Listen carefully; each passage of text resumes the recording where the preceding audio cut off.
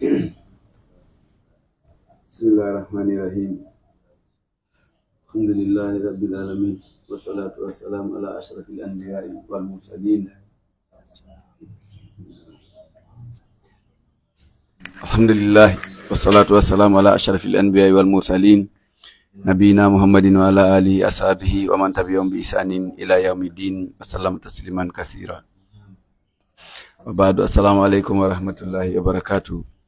سبجول أهيرا مهيرا الإسلام يهوتيكا درس من بالفيديو كقال الله إبراهيم باري الله يرمي بأناد بالجنة.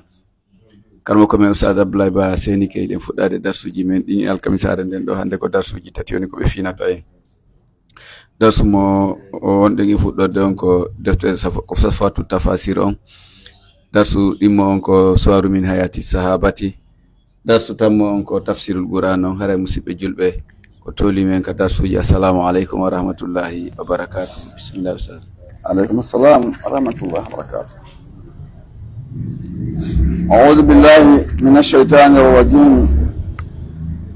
بسم الله الرحمن الرحيم.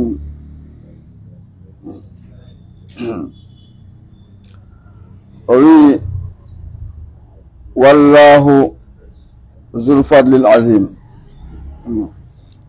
تصدق من التفسير سفر التفاسير. الله كجم رمانغال أي هو جل وعلا الله تدل تودو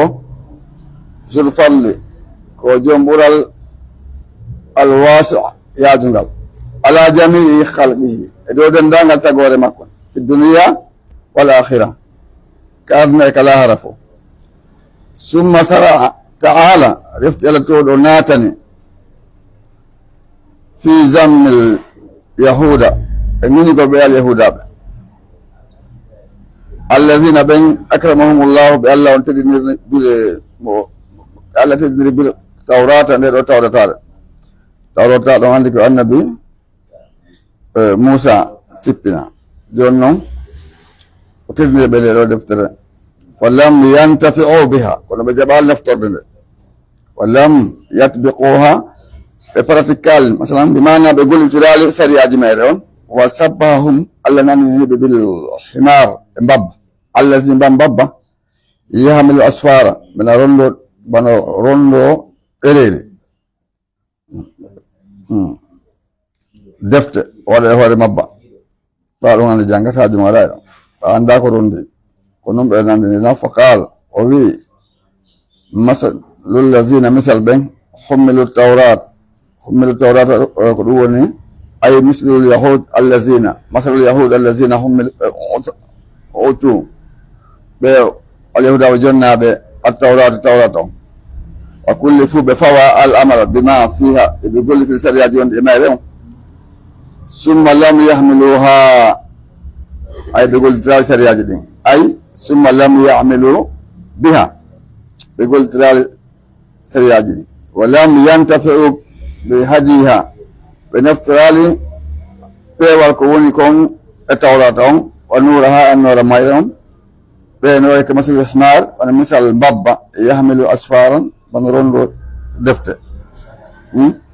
أي مثلهم كمثل الحمار مثل بابا الذين بان يحمل الكتب من رمل دفتر النافعة نفوذ الضخمة على كونجانة نفوذ الجنب هرنا مجد كن ولا يناله حبت قلون هوتتا با منها النفوذ تكون دفتر إلا تعب كنا تنبرندم والإناء قلوة سنجاو يعني التعب والإناء فوق معنى واحد. قال القرطبي صباهم تعالى الله تورنا نمير والتوراة في أيديهم تيتارة ونجود هم كم لا يعملون بها بيقول ترالي بألا يقول توراتهم بالحمار وننري ببابا يعمل كتبا من رمل ودفته وليس له لا أتناك بدي إلا سجل الحمل كنا تدري دولارين من غير فائدة قال داينا فور فهو يتعب هرب المتامبا في حملها الدونغ المبعون ولا ينتفع بما فيها بألاك نفترض كما رنديكم. وقال في حاشية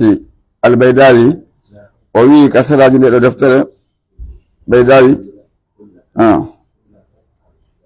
عندي بيداوي دفتر ولا حاشية حاشية لوالدكم. ثم رفت زم تعالى اليهود الله ني اليهود بأنهم سبكم ب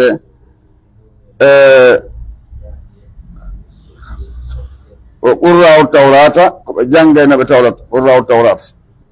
جانجنا التوراة عالمون بعندك بما فيها كون مير وفيها آية دالة نتون آية تنجني على صحة سلقوا النبوة النبي محمد صلى الله عليه وسلم ووجوب وقت الإيمان بقول النبي محمد صلى الله عليه وسلم ولكنهم كانوا كم لم ينتفعوا بها بنفترال توراتهم بنفترال النفورج كل ما يركم مما ينجيهم تاتنوا بدند من سقاوة الدارين ملك مثلا قال جنيدي قال إنك أدنى لك لا عرفوا وانسى وسبهم ونني بكانكم الله بالحمار إمبابا الذي بن يحمل أسفار من عنده دفت العلم دفت جندل والحكمة دفت مرد حكمة وعنده الحكمة ولا ينتفع بها والقروني أرم بنفترتا كونتونكم وجو تسبيح ويسو ناندو غونغول كبناندي دون وحرمان كو داوي ديال الانتفاع نفعه قروني يسو كون انه وراك كدما كنفسه بما هو كتاتك كان ابو الاخبار يتم ده يلغد الشيء شيء هو في الانتفاع كنفسه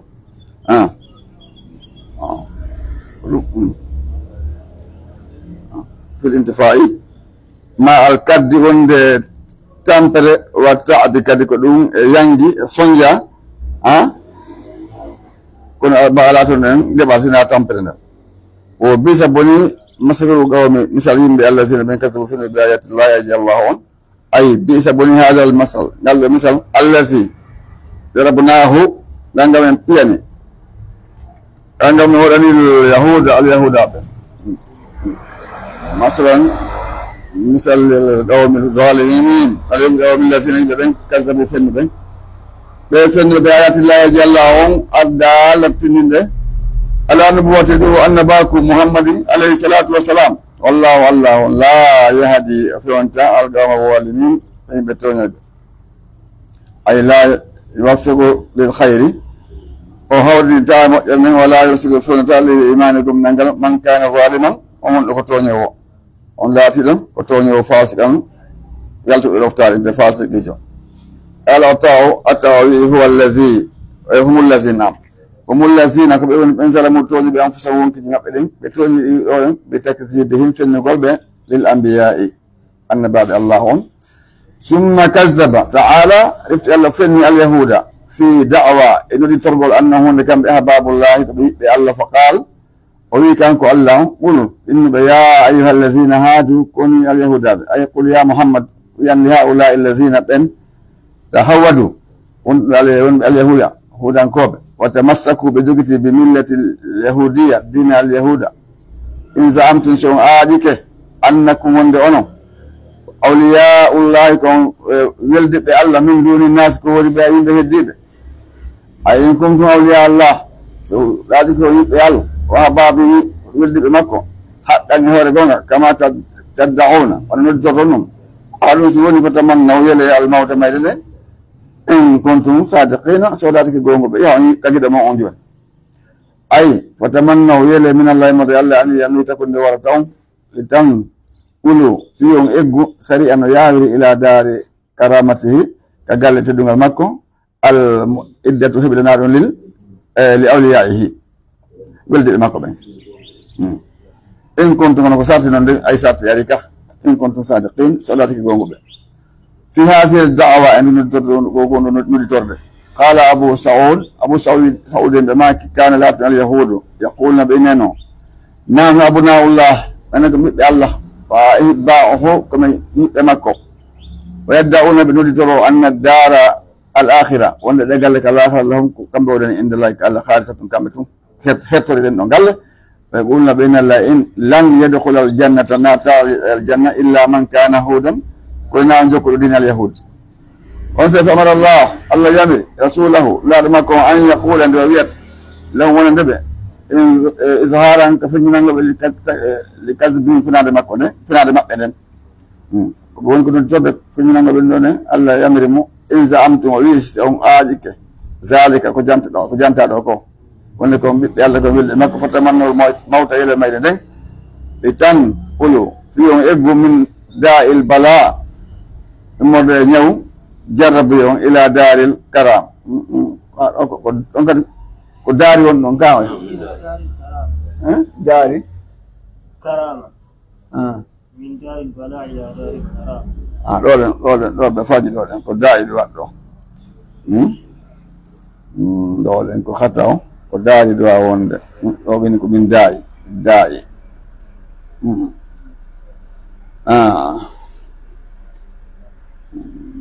نعم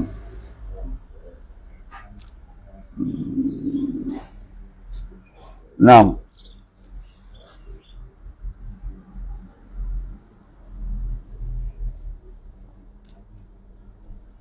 إلى دار الكرام نعم من دار البلاء إلى دار الكرامة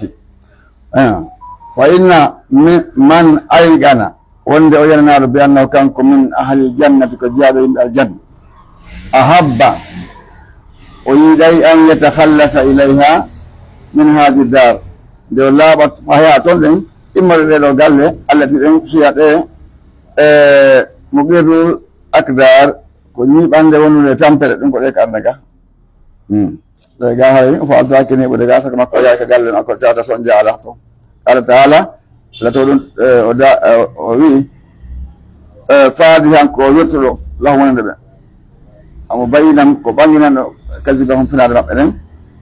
ولا يتمنونه إذا تاكم ما يكون أبدا بوما سبهم بما قدمت أيديهم سبكوا أرضي ترى ما بده ترى جود ما بده أبو يجون كتقولوا ده بينتم بما قدمت أيديهم أي ولا يتمنون الموت إذا تاكم ما يد بحال الله عليه والله نقول من الأوائل مد الله عليه بسبب ما أسلفوه بأرض من الكفر كثير والمعاصي جد وتكذيب في نبي محمد عليه السلام وفي الحديث الحديث والذي نفسي بيده دون زم وانكنا ونجوم لو تمنوا الموت شنو يلتر ميد بما بقي سبق هدي على ما بقي تنوكم على زاريا كهول ليدي يهودي واليهود إلا ما تكون ما يرون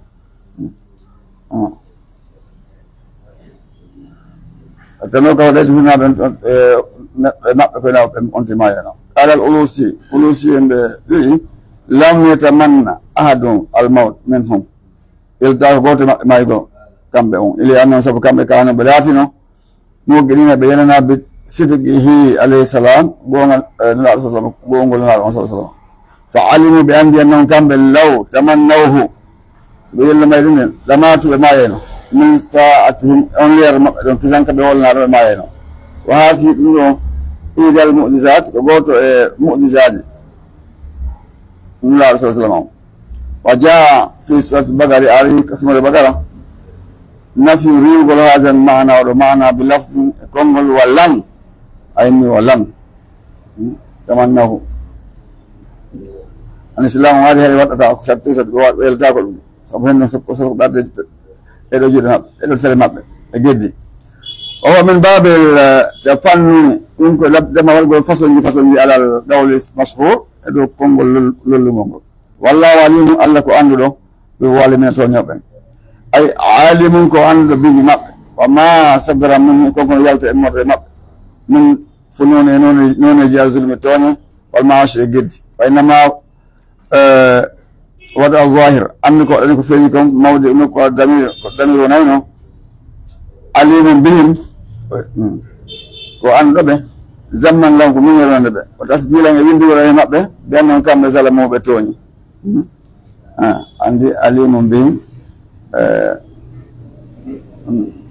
وجاء الله أعلم أي وإن عليم بهم إن عليم بالظالمين وإن عليم بهم bo zamman ko munere la wonande be wa tasdilan e windigo ala do mabbe bi annahum kama zalimina ko tonibe windigo be ko tonibe ma dum nan dum alimum bihim qul innal mawta tabiti mayda allazi be kafiruna min don dogude ito ay qul lahum yatobe inula ya muhammad inna hadha al mawta de mayde do allazi den tarbuna min don dogude wa takhafuna do wala an tatamannawhu de yelato don de mayde hatta bilisanikum haalende mon iɗum huli ɗum fa innahu no nden ndemo laaƴi ko nde hawra e moɗon ay fa innahu aati ko nde ɗo ara on la mahalata feere alam la yan fo ko nafotama fiya doggol min nde ɗo mayde ka gawlihi taala no allah daali noon kadi aya goo aynama takunu kala ka wonir ɗon idrikum mawtu mayde ne hewta on nde hewta toon walaw kunta so laatike fi burujin e tataje e kuuruji musaydatun mahadi ɓanta liannahu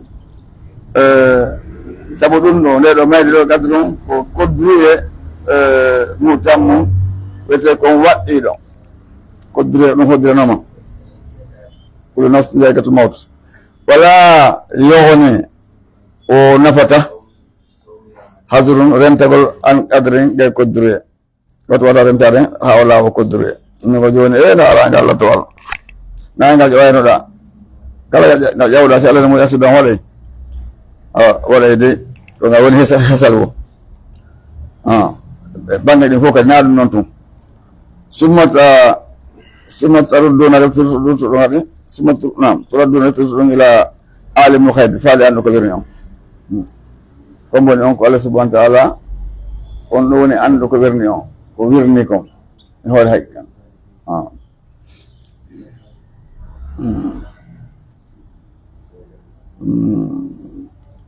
wa sahadat andu kadi ko feeñi ko kanko woni ko andi ko wirni ko feeñi ay summa rewte turja'una rutto ɗon a rutto ɗon ila llah faade ko allah si on la takfa alayhi so taw ko makko o haafiyatin suɗotongel kala ko suɗoto wawata suɗade allah subahana taala wi alɗum on sasi ɗum waɗi fa nabbikum o yeeto on o humpita on bima kuntum kala ko laata ɗon tamana ɗon golleno ay fa jasikum yoɓita on ala amalikum e golleli mon ɗen wa fiim ɗo wa ɗum ko ɗum woni wa'iɗum kamba ok wa tahdiɗum kadi e hulɓingol kambana suma lefti sara taala fi bayani ahkamul jum'a akhir dawana alhamdulillah rabbil alamin wa sallallahu ala nabiyina wa sallam بعد الدرس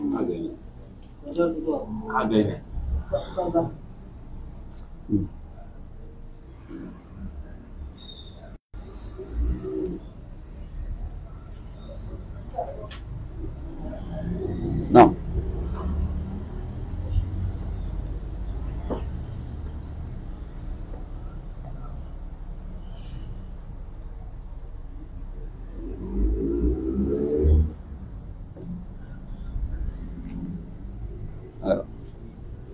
نعم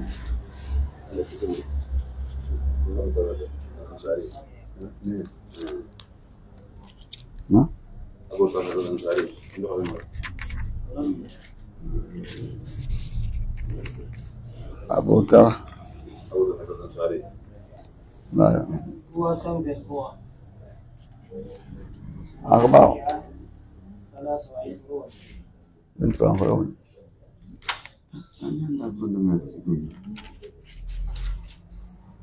Yo McDonald's ada dia.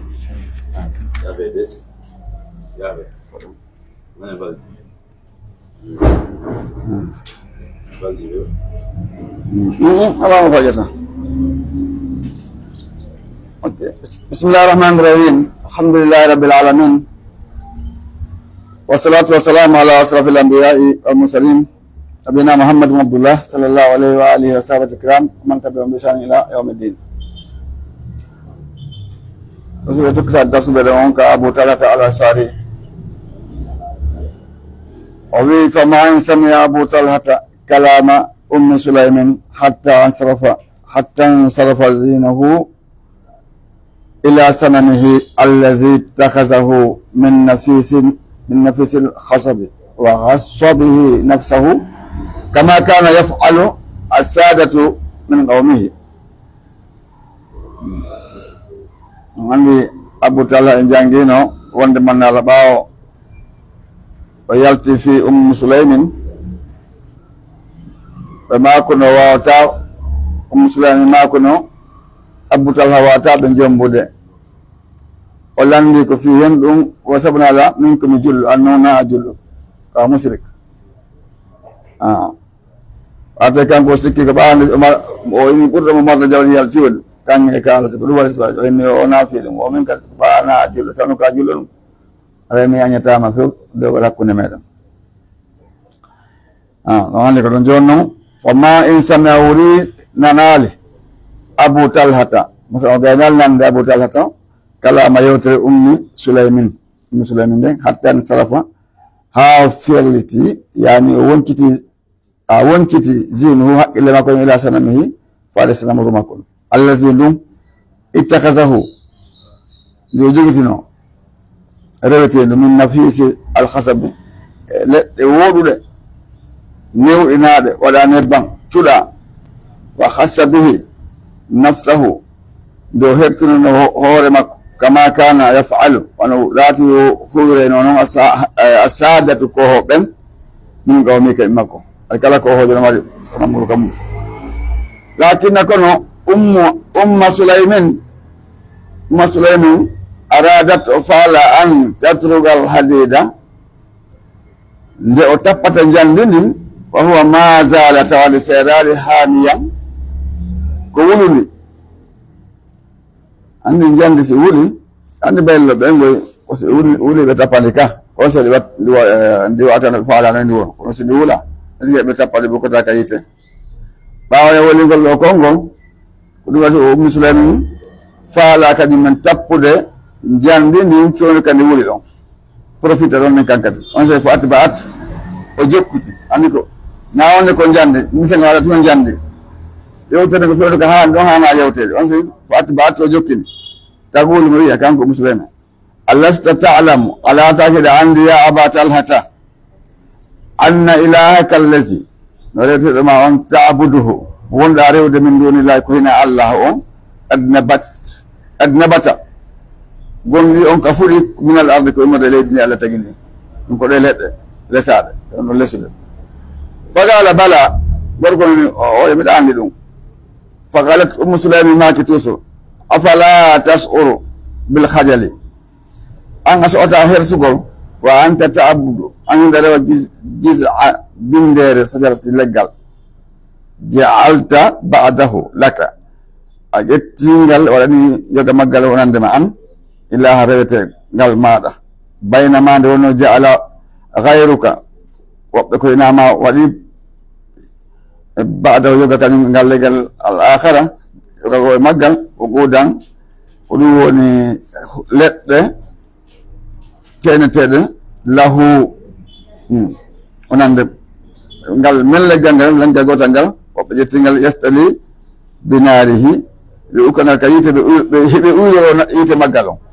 yoga go ko do wada ko do defire mako ulore aw yakhbizu alayhi ma gidre maggal ajinahu ko dum woni ko mojjina ko mbiredi pat maggal ande ma sawo be gato foko ukata yoga maggal ko sayra innaka non in aslamta stayuni ajibili kanati islam ya Aba Talhata raditu bika zawjan arabi la yarlima min walama ya wal mudibwa wala uridu minka irama non kadi sadakan tanyo khairal islam ko ina islam ma daw min islam ma yoni tanyango kunno hodane gorko ka yubbeni berne makko classe ton debbo mo faalɗa jombude dari mo tawatani ko an suɓani hoore ma na goɗɗo suɓanima inni landaki ma teŋe tedno place on ngol konngol ngol walwi ka ɓerde makko nder e nder sonduru ɓerde makko to yaalo wiya man li bil islam joni noon comme mo hollatalan islam on joni والله من الإسلام قالت دبوني أنا لك به من غير نمتن قالوا إنه كيف كون من الإسلام من هينه سأنا ما كلهم كسان أويرم قالت دبوني تنطق بكلمة الحق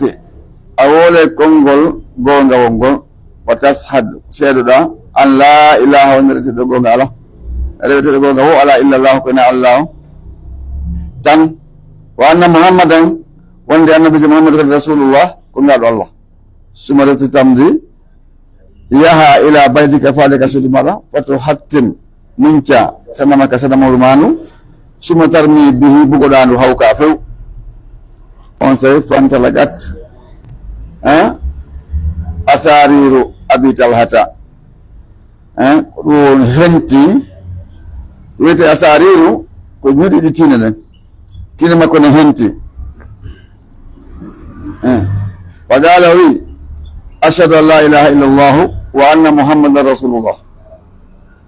سيدي كلا رزقنا كنا الله محمد كنا الله صلى الله عليه وسلم ثم بعد تزوج من أم سليم وجدت أم سليم فكان المسلمون لا تجرب يقولون بيا ما سمعنا بمهر قط عند وقت ابن التنين كان لا أكرم تبدو من مهر دي تنين أم سليم وعندي أم سليم بيه وبيدو نيني أنس بن مالك donc عندي رسول الله صلى الله عليه وسلم قال في مكة بسيجة المنورة كي كلا نويل تريبه كلا جول نويل تريبه كلا لو عبد الله كانوا kamu kusul mak rohena pase de ko bare no pa binati sare ne kala on ta ba fa mudun ga utta ba fa fi binar so ala welto ni jifala jabbu de bes jabbade be dara kala won kala addi piji no manel dabe don no yimma su maliki on kan addi anas tay ko suka paykum tosokum ko ngalo min kadi ko min do de mer joni mi adde dole ko gollanama ko wadi kanko mo jeya ɓurɗo andude ko jinnaɗo sa sallam aɗin ɓaɓe wi o woni gallinnaɗo duuɓi sappo filleji ko ɗum ni duuɓi sappo mo ɗon hayde wotere ɓe piyalimo hayde wotere ɓe felalimo tawali waɗi goɗɗo ɓeydi kodi waɗana ɗum ma waɗa goɗɗo ɓenna koni waɗana ɗum anni ko ɗum si allah inni wa innaka la ala huqin azim annulaɗo nde hoore gikku ɓurgo mawnude gikkuji ɗi ɓurgo moƴƴude gikkuji ɗi ɗum waɗi moƴƴe gikku moƴƴo aɗa allah wallimo allah walli heɓe gikkuji men moƴƴi puisque gandal e gikku moƴƴo na gotum certes goɗɗo heɓa gandal tawa gikku mum moƴƴa ko ɗum waɗi nabi sallam maki in atakum man tardawna khulqahu wa dinahu wa zawjuhu nokko badri aman in atakum man tardawna dinahu wa khulqahu wa zawjuhu mo ari e moɗon mo faala resande on bandiramo ma ɓiɗɗo ma jiyo o yarde ɗon gikku mum kañum e dina mum kan resinemo sarti on noon yon noon ko heewi ko hande si o ari ko tefete ene ari kontonu gollude on ko Nations Unies woni gollude ma nokkel kaari woni gollude ka maji moɗanaɗi toon a wakkilo yo heeɓi sanction kana woni kon heewde te mbeɗa joni so looɓi ke oto walla kati walla waɗi o gaari ɓe sika kanko jeyngal towde sono faala tan ñande yartaji on ɓeyda sarti on ko ɗum ɗa sarti on ko gikku diina ka gikku moƴƴo on nden noon o debbo ɗo o suɓi teŋe makko e woni islam ko ɗum mo jeeya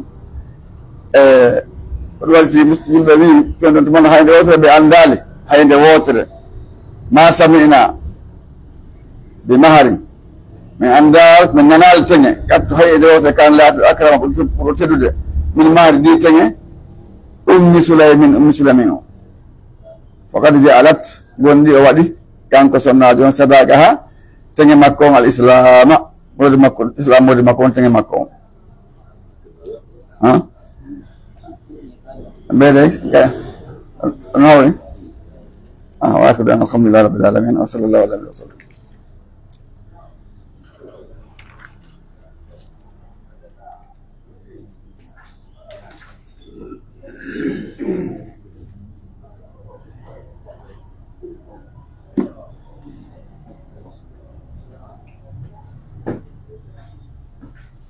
تفسير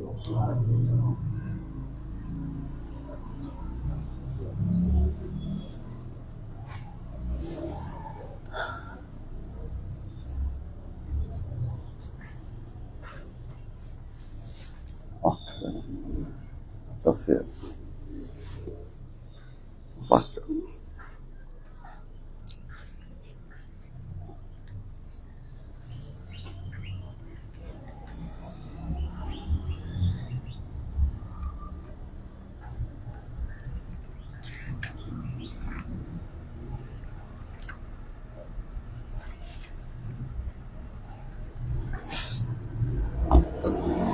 أعوذ بالله من الشيطان الرجيم. بسم الله الرحمن الرحيم. اللهم دال فاليوم الذين آمنوا من الكفار يضحكون على الأرائك ينظرون هل ثوب الكفار ما كانوا يفعلون. فاليوم هند الذين بين آمنوا قومين من الكفار إن هفرا بين كم بكذي يضحكون بجلاه هفرا جليل قعدنا لو كلها رتون جالت تبون تبون بيوتو كم بكذي على الأرائك كنت أبن هور فتايج ما بهور دند ينظرون هبن دارا هل سوى توشي بتوشي الكفار بهفرا ما كانوا كوبلات يفعلون بهو. نعم بتوشي سأتلو شقاق سمرنا في سيرة أسمعون وجانج جانت مقول. بسم الله الرحمن الرحيم. اللهم كبرك. بسم الله الرحمن الرحيم. وإذا السماء انشقت إذا السماء انشقت سيسمعون وسيكك وأزنت ودونك لربها جو مكو وحقت جو مكو سيكابو. وإذا الأرض سيلي لمدت لفونتاما وارجت ليرلك لبوكك ما فيها كالكون ميري وتخلت بلا ببص وازنت ليانكي منك ما لدونك لربها جو ميري وحقت جوجة ميري كانكد جوجة ميري نقول هنتقول يا أيها الإنسان كايونتك إنك من كادم إذا تنبى إلى ربك فاليجوم ما كدن تنبى فملاقيه أهاورا ينجدمو قال لهم تنبى لا قال سبحانه وتعالى يبقى ما تنبى كتنبى لكم kemudian tanpa nahara ko fiko nade ma aljanna arona tanpa ko fiko letema andi no hayi tanga wala bede ko ka so ndare joni ona be amabe organize ko ajo no yawle nokkel kaada mo obbe bako do ara ko transport ko yata dum amete tan ko buyno ko be tan ko bi yidi ngadi ko buyno yo andi ko asoda yiti ngi na wonde na sam kala ko daran to gere moƴƴa noon tambude ma ɗum sodangen ɗon kadi yono ha hande ka juliren yaala yoɓine ka ayo ɗon yoɓintake de biye ala fi ko natta kambo adi affaire ko ko ɓiƴodira o ayo yono ɓe ko ɗum tampanta ɓe ko ɗum tampanta yaha kadi natta yiti tambude ma yaha natta yiti kadi son watta ɗon wa amma man uti amma so on joni jinitaɓe kitabahu deftere kuuɗe makko ɗe mbiya nini jingo makko ñamagol fa sawfa pellet yuhasabu oɗo hasbuto hisaban hasbore yasira newinde fa sawfa ko allah karama ko fi ɓuranaɓe mbiyani o fa sawfa ko pellet ko allah wa yangalibu o ruttoyo ila ahli faade ka ɓeyngol makko de masruran ko weltiɗon wa amma man utiya amma siko jinitaɓe kitabahu o wiyete deftere kuuɗe makko ɗe wara a zaharihi ka ɓaawo makko wasawfa yad'u almawlo kadi ma ko ɗum ɓa en pellete oɗo kadi ono duwe suburan haala kuye wa yasla o naata sa'iran yiite huɓɓuge ngoye o suma e magge kadi innahu kana kanko o laatino fi ahli ka ɓeyngol makko andaga masruran kadi tawi mo weltino mo noosa hunde ala ko manquerimo e ɗo no mamtoroɓe hayde wotere ɓe ɓaɗi ordonnance ila pay ko yagal ɗan tawa goɗɗo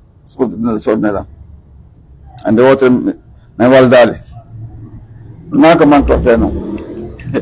no ɓe ko am ka hande wotere elamin joni mbiya hande min waldali ɗon kalde huuɗe ma ko mantorte noon ɗum waɗi ko Allah weltanɗoɗa ko Allah hokkol ma on opportunité ɗon on jaw ɗon ɗo waɗɗa na dole ma dai innahu zanna kanko dai